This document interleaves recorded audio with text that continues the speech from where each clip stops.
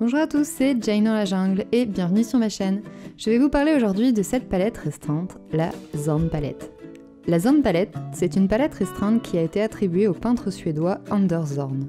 Sur une de ses toiles figure un autoportrait qui présente sa palette où l'on retrouve 4 couleurs, le blanc de titane, l'ocre jaune, le rouge vermillon et le noir d'ivoire. Et donc ça a été une palette qui lui a été attribuée et que l'on retrouve beaucoup dans ses peintures à l'huile. Cette palette restreinte, c'est vraiment une palette incroyablement bien balancée donc pour la peinture à l'huile, et c'est une sélection de couleurs qui est encore souvent utilisée parce qu'elle a vraiment un équilibre parfait pour les portraits et pour les ambiances atmosphériques. Mais même s'il est évident que ce choix de couleurs est ingénieux, je me suis déjà confrontée à l'échec de son utilisation dans le cadre de la peinture aquarelle. La transparence du médium rend les mélanges entre le noir d'ivoire qui est granulant et les 3 autres teintes particulièrement problématiques. J'ai donc trouvé intéressant d'étudier le choix de couleurs qu'Anders Zorn avait utilisé dans ses aquarelles, car en plus d'être excellent peintre à l'huile, c'était aussi un aquarelliste confirmé.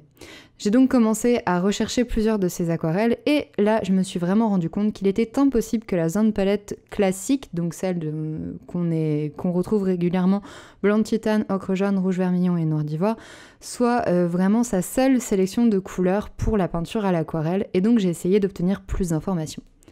Des informations que j'ai glanées sur internet, j'ai lu qu'il aurait aussi ajouté du bleu de cobalt, du vert émeraude et parfois du jaune de cadmium.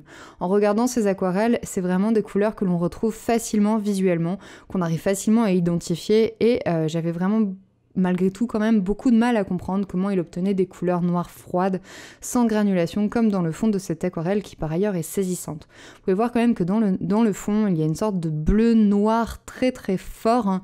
Et je me suis demandé un peu, parce que même par exemple en imaginant qu'il ait mélangé le vermillon avec du vert émeraude, je pense que ça aurait donné quand même des couleurs un peu plus boueuses, un peu moins bleu froid. J'ai donc décidé de moudre cette couleur que j'ai baptisée le noir en coup. Donc c'est une teinte de bleu noir froid qui se veut avec moins de granulation que le noir ivoire habituel.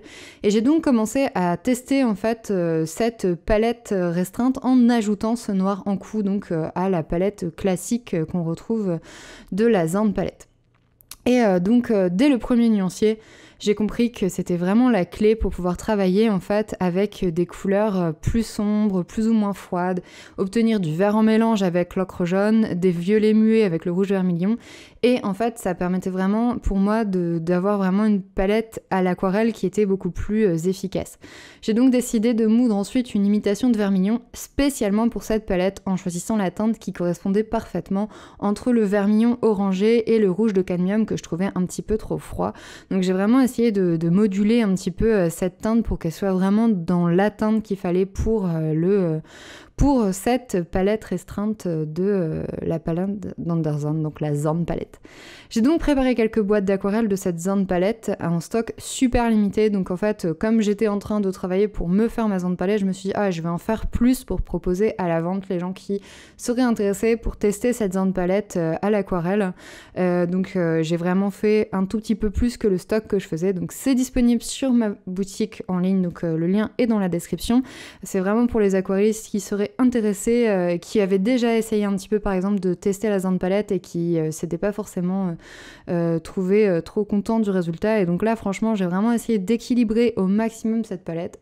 Donc voilà, elle est disponible en boutique. Donc j'avais envie de vous montrer qu'avec ce genre de palette, je trouve qu'il est vraiment quasiment impossible de faire des erreurs, parce que les couleurs en fait elles ont tendance à s'équilibrer toutes seules, et c'est pas quelque chose que je trouvais habituellement en travaillant avec la Zorn palette classique à l'aquarelle. Donc sur les utilisations que j'en ai eues pour l'instant, j'ai utilisé que les couleurs qui sont présentes donc dans ma palette restreinte, mais pour le coup je me tâte aussi peut-être à tester avec les teintes qu'on retrouve dans les aquarelles de Zorn, le bleu de cobalt, le jaune cadmium citron et le viridiane. Alors le vert émeraude viridiane, c'est pas vraiment le même vert que nous on connaît, c'est pas le vert PG7, hein. C'est un autre, je crois que c'est un PG18 pour ceux qui sont vraiment à fond dans les classifications pigmentaires, mais c'est assez compliqué à trouver aujourd'hui, on en trouve encore chez Winsor & Newton. Potentiellement je testerai avec cette teinte là. Donc voilà, j'avais vraiment envie de vous montrer un petit peu que c'est pas parce qu'on prend une palette qui est inspirée d'un peintre, de la pratique d'un peintre, qu'il faut forcément l'utiliser de la même façon. Et même si je l'ai utilisée sur plusieurs petites illustrations en testant des effets un peu plus atmosphériques, un peu plus de portraits, un petit peu plus de recherche. Mon objectif en fait c'était un petit peu de voir si ça fonctionnait sur des images avec un rendu plus illustratif, un peu plus naïf, un petit peu plus brut. Et donc j'ai commencé en fait à travailler sur une illustration vraiment très, très simple, très brute, très géométrique presque. Et j'ai donc commencé cette illustration en mélangeant une pointe de vermillon, d'ocre de jaune et de blanc de titane pour obtenir une sorte de rose assez punchy. Ça a vraiment donné un rose assez vif qui était vraiment parfait pour le fond coloré de mon image. J'avais vraiment une vague idée de la compo de cette illustration. J'avais fait une toute petite compo au crayon gris sur un petit bout de papier avant de me lancer sur la grande feuille. Mais il y avait vraiment rien, il n'y avait pas de trait de construction ni rien. Donc c'est vraiment quelque chose que j'ai peint sans croquis, sans recherche de couleurs, vraiment un peu impulsivement. J'aime bien aussi faire ça de temps en temps, je trouve que c'est vraiment libérateur. Donc le papier que j'ai utilisé, donc c'est le papier de la marque Kelly Paper, c'est un format de 30 cm sur 30 cm, je trouve qu'il est particulièrement flatteur pour ce genre de couleurs qui sont réalisées à base de miel. Une fois donc que mon fond rose était sec, j'ai commencé donc à utiliser un mélange d'ocre de jaune et un peu de vermillon pour un mélange qui imitait un petit peu le rendu de l'argile pour faire une sorte de peau.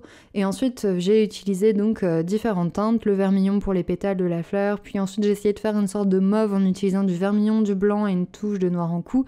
En fait ce qui est intéressant c'est que finalement le blanc permet vraiment de réussir à créer toute une gamme de teintes pastel très facilement, et en même temps on peut facilement avoir des teintes très punchy avec le rouge, on peut avoir des teintes assez contrastantes avec le noir, on arrive à avoir des bordeaux, on arrive à avoir des bleus sombres, on arrive à avoir... Donc c'est vraiment une palette qui est assez... qui permet quand même de s'amuser. Moi je trouve que c'est fou de réussir à avoir autant de couleurs et autant de mélanges juste avec 5 teintes. On n'a pas trop l'habitude de travailler avec du noir et du blanc en fait à l'aquarelle, et je pense que c'est pour ça que cette palette elle fonctionne, parce que comme elle est faite à la main, on a des pigments qui sont fort concentrés, et je pense que ça émule presque le résultat entre de la gouache et de l'aquarelle. D'ailleurs, vous verrez à la fin de l'illustration, on a un résultat qui est un petit peu entre les deux. Je trouve qu'on perd un peu le côté très transparent de l'aquarelle. Je pense que l'objectif n'était pas forcément là pour moi dans ce travail-là.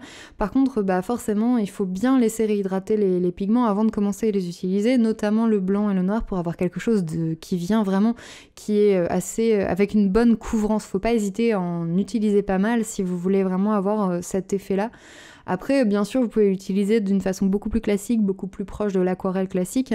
Et c'est pour ça que c'est assez intéressant d'avoir le noir en cou dans ces cas-là, parce que finalement, en fait, ça permet de garder la transparence, ce qui est plus difficile à obtenir avec le noir ivoire qui, même si c'est une teinte magnifique, est assez granulante et qui a quand même une touche assez reconnaissable en fait dans l'image. Alors là, sur le papier du nuancier que vous avez vu en début de vidéo, c'était un papier qui avait un grain très très fin, donc vous pouviez vraiment moins voir en fait la granulation. Ce qui est intéressant aussi, c'est que en fonction du papier que vous allez utiliser, vous allez avoir des effets différents. Donc c'est vrai que c'est intéressant d'y penser avant de commencer à faire votre illustration. Choisissez bien votre papier en fonction du type de résultat que vous voulez obtenir.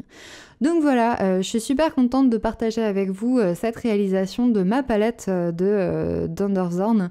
Moi, c'est vraiment une palette que j'avais envie de travailler depuis super longtemps. Et c'est vrai que j'avais été un peu déçue en suivant un peu ce que je trouvais un peu sur internet, où ils conseillaient de prendre du blanc de titane, du noir, ou même des fois des teintes neutres pour le noir en cou que j'ai réalisé pour cette chose-là. En fait, j'avais l'impression que j'arrivais pas vraiment à faire ce que je voulais avec, et que je tombais pas sur les bons mélanges, et ça m'énervait, et je trouvais ça un peu dommage. Et là, franchement, le fait d'avoir réalisé cette palette sur mesure, j'ai trouvé que c'était hyper intéressant de lier à la fois mes connaissances plastiques, de création, d'illustration, de recherche, de palette limitée, et mes compétences un petit peu de fabrication d'aquarelle, et je trouvais ça super intéressant. Pour ceux qui se demandent, les pigments que j'ai utilisés pour cette palette sont un mélange de pigments de chez Crémer et des pigments vintage que j'ai achetés. Je pense que le fait d'avoir justement ces pigments un peu vintage, notamment pour le vermillon et pour l'ocre, ça m'a permis d'avoir une super qualité de pigment, et le noir ivoire aussi fait partie un peu de cet achat que j'avais fait l'année dernière. Et en fait, je suis hyper contente de cet investissement que j'avais fait parce qu'il y a des couleurs qui sont vraiment très très très belles. Pour ceux qui aiment bien travailler les teintes un peu sombres, je vous conseille vraiment grandement de tester les noirs ivoires classiques de cette époque parce que c'est vraiment des très très belles teintes. Et c'est pas... Alors je ne pense pas que ça soit fait à partir d'ivoire, hein. Par contre, soyons honnêtes, je pense que c'est des pigments qui ont été réalisés à partir d'eau calcinée, donc c'est quelque chose qu'on retrouve dans tous les noirs ivoires aujourd'hui. Pour le blanc de titane, c'est pareil, c'est très couvrant, donc si vous l'utilisez de façon importante dans votre aquarelle, vous allez vraiment avoir un rendu proche de la gouache.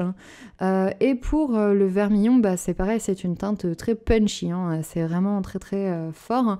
Malgré tout, même si c'est une imitation de vermillon, il y a quand même du cadmium à l'intérieur, donc je préfère vous prévenir, que vous le sachiez. Il n'y aura pas forcément la précision exacte de tous les pigments que j'ai utilisés, notamment pour le noir en coup, parce que je préfère en fait garder un peu ma recette pour moi. Désolée, je ne partage pas tout sur internet, hein. Mais il faut savoir que normalement c'est un noir qui est assez fixe en termes de couleur. Voilà, donc j'espère que cette vidéo vous aura plu. N'hésitez pas à partager avec moi les tests que vous aurez fait avec cette palette. Ça m'intéresserait beaucoup de voir un petit peu comment vous vous êtes approprié, si ça vous intéresse. Et puis voilà, j'espère que cette petite vidéo spéciale palette restreinte vous aura plu. Je trouve que c'est une vidéo assez intéressante. Je pense que je vais refaire certaines vidéos autour de ce sujet avec des palettes restreintes plus ou moins choisies. Bon, la Zand palette, c'est un petit peu une palette assez connue. Mais peut-être que je ferai ça sur les prochaines palettes restreintes que je proposerai un petit peu sur la chaîne. Je sais que j'en ai une en tête qui devrait pas trop tarder à arriver, donc j'espère que ça va vous plaire. Sur ce, je vous laisse et j'espère que vous avez passé un bon moment en ma compagnie. J'ai hâte de vous retrouver en vidéo et je vous dis à bientôt. Salut!